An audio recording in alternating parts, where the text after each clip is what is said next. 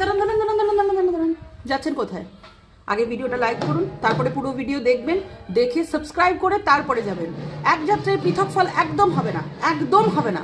Social মিডিয়ায় মাত্র 1 মিনিটের ভিডিও দেখে আমরা একটা মানুষকে কত বাজেভাবে বা ভালোভাবে জাজমেন্ট করে ফেলি, ওদিকে তার লাইফস্টাইল নিয়ে আমরা কিছুই জানি না। এটা একটা নর্মাল ব্যাপার, আর হামেশাই অনেক মানুষের সাথেই ঘটছে।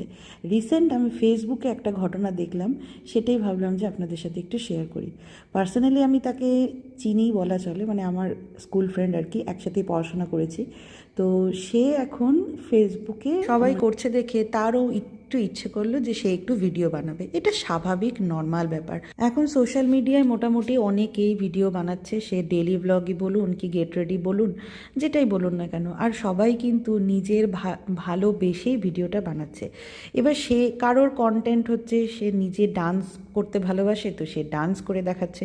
কারোর কন্টেন্ট হচ্ছে সে যে ভালো মেকআপ করতে পারে সে মেকআপ করে দেখাচ্ছে, বা কারোর কন্টেন্ট হচ্ছে সে রান্না করতে পারে তো সে রান্না করছে।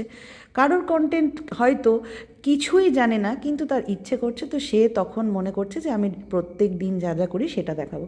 তো এক একজন মানুষের এক এক রকম ইচ্ছে হয়, তো সেই ইচ্ছে নিয়েই সে কষ্ট করে ভিডিও বানায় এবং এডিট করে সেটা আপনাদের সামনে দেখায়। তবে হ্যাঁ, ফেসবুকে এরকম অনেক ভিডিওই আসে যেগুলো আমাদের দেখতে ভালো লাগে না, যারা ভাইরাল হওয়ার জন্য, তাড়াতাড়ি ভিউজ পাওয়ার জন্য অনেক কিছুই করতে পারে। তো তাদের কথাটা আলাদা, তাদের ব্যাপারটা আলাদা, কিন্তু যারা ভালোবেসে মোটামুটি করছে, আমার মনে হয় তাদেরকে রেসপেক্ট দেওয়াটা, তাদেরকে সম্মান দেওয়াটা, এইটুকু তো আমরা পারি, তাই না?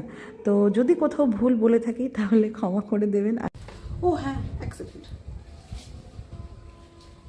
এখন তো আমি অন্ধ, এটা ছাড়া কিছুই দেখতে পারি না। That's me. চলুন, রেডি, টাটা, বাই বাই।